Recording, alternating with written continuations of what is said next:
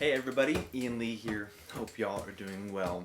In today's video, I want to present to you a How High the Moon walking bass etude. And we're going to be doing that classic kind of walking bass guitar while we comp some chords on top of the bass movement that we're doing.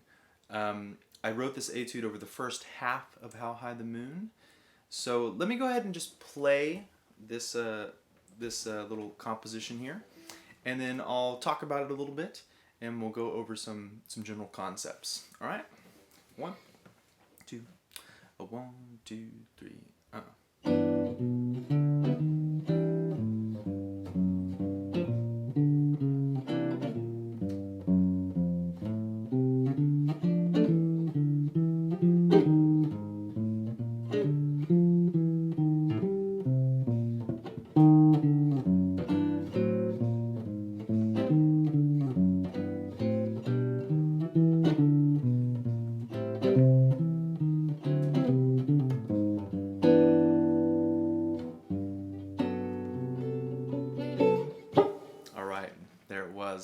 How High the Moon walking bass.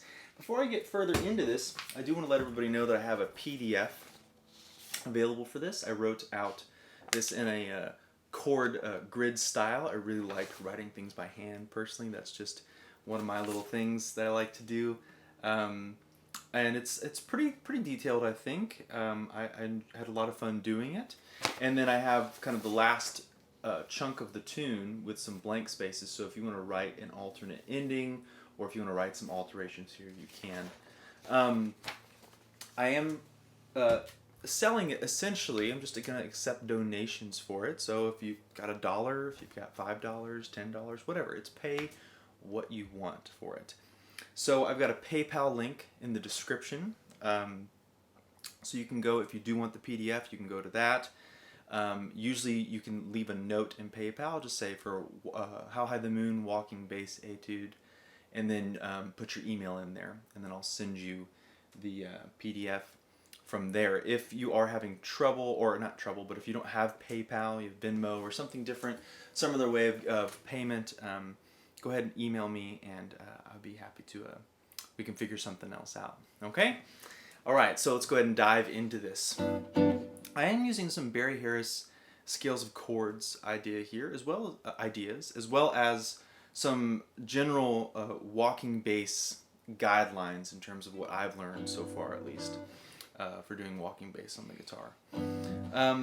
Let's just start from the top and see how this goes. So, first thing I do is I just spell out a G major triad. We go to an E flat, which is part of the G major 6 diminished scale. I then go to this E minor 7, which I see as a part of G6. It's just inverted. And then we go to this A, which is a diminished note in Barry Harris' scale of chords. And I walk down, so doing A, G, F sharp. And that leads me back to G, because when the tune goes from G major to G minor. Okay, so... And that's the first time I do a grab that is with an 8th note. So everything else is just... sorry. That's not true, actually. Right here I grab a chord. Forgive me. So that's just a G6 in second inversion with the 5th in the bass.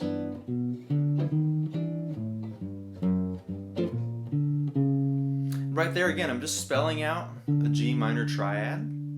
We use an approach note by a half step to get to this C9. And again, I'm just going to spell out a C9. I'm going to play. I believe I doubled up when I played this. It's been a minute since I've actually read the etude that I wrote. I'm so comfortable with it now that I'm kind of just playing with different rhythmic feels. So at the end of the day, even if you want to do something different than the etude that I wrote, or if you are watching the earlier part of the video where I played, trying to mimic some of those ideas, it's like, do what sounds good to you. There's no right or wrong here. These are just some basic guidelines. So, and what I do is I play this C9, go down to the B flat, which is part of C9, and then I hit the 5th, which is the 5th of C, that is. So I'm just, and again, another approach note by a half step to F. Now from here, I spell out F6 for 1 bar. Okay. In the PDF, I do have the exact fingerings that I used for these chords and for these walking bass movements. And then I play this nice little F6. It's just 8, 7, 7 in terms of fret numbers. And again, I'm just going major 7, 6, major 7. And to me, I'm again thinking from that Barry Harris scales of chords perspective. I'm thinking a diminished note, 6th chord note, diminished note, and then I play an F minor 9. It's flat 7. It's minor 3rd.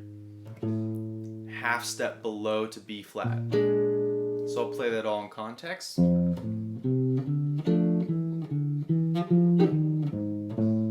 Hope that makes sense. Then we play just a B flat 7 shell chord, just root 7 3.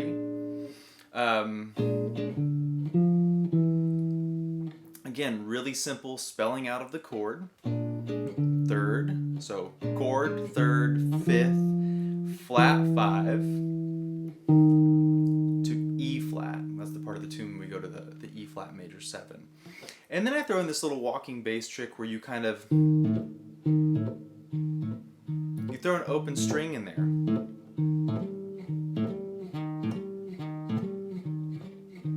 I've heard it called a ghost skip from another player, so that's what I'm going to go ahead and call it. It's a little ghost skip right there. And what I'm spelling out there is, again, E flat 6. So I'm leaping to the 3rd of the chord, and then playing the 6th, the 5th, and then I'm doing this thing called a jazz skip. And I got this term and this trick from Martin Taylor. He's got a great book, walking bass guitar. It's a wonderful book. I highly recommend it. And what he does is he goes, it's this thing where he hits a note, and it's a little triplet, so it's triplet. Hit the note, mute 2 strings, and I'm playing the D and the G string.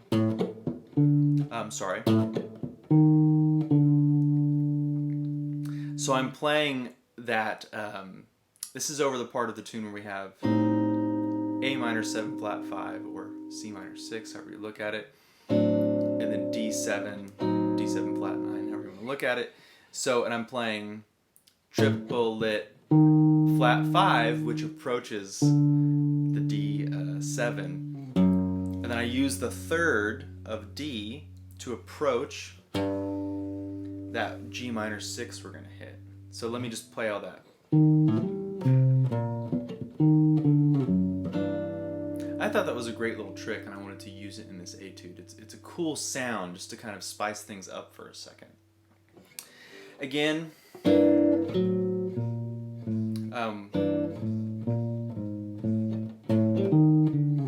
right there I'm just thinking some Barry Harris scales of chord stuff. G minor 6, it's diminished. You can play G minor 6 inverted if you want right there. I'm just playing the note. And then I go a half step below A to again approach the A minor 7 flat 5. And this time I actually same movement, but I leave out the jazz skip. And then from here, I spell out a G6 diminished scale, but only using what you might think of as shell chords. Okay? And then I use an E flat to approach the E7, which you can look at in multiple ways. You can look at it as just half step below chromatic approach, great way to see it. But you can also see this as one of the diminished notes, because the diminished note or chord in Barry Harris's scales of chords always exists on the 2nd, the 4th, the sharp 5, and the major 7th. And this is, E flat or D sharp is E's major 7th. So it's just a nice way to approach it. So let's see what I do here.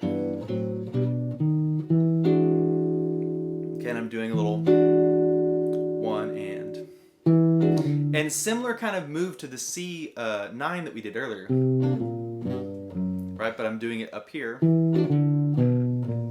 It's a great way to, you know, these are all just kind of little moves you can memorize and play with and come up with variations on.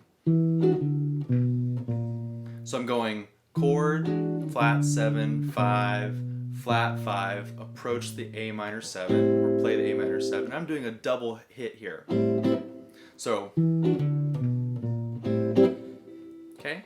And again, spell out A minor 7, but then use E flat to approach D9. And that last little move there is, again, a little move that I learned. It's just playing a triplet. It's almost like the jazz skip, da-da-da-da, but you're going, and I'm using that to, I'm going, you know, I'm playing the root of the chord of D9, the flat 7, and then I'm going triplet, it's root, flat 7, flat 5 to approach getting back to G. So let me just play those last 4 bars of How High the Moon.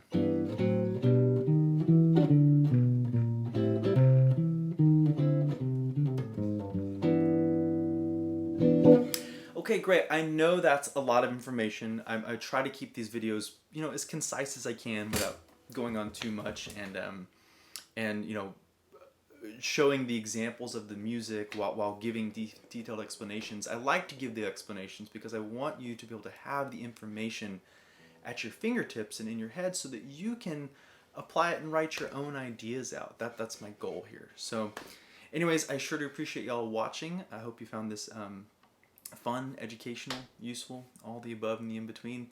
Don't forget to subscribe and like all those YouTube things, and I'll talk to you all very soon.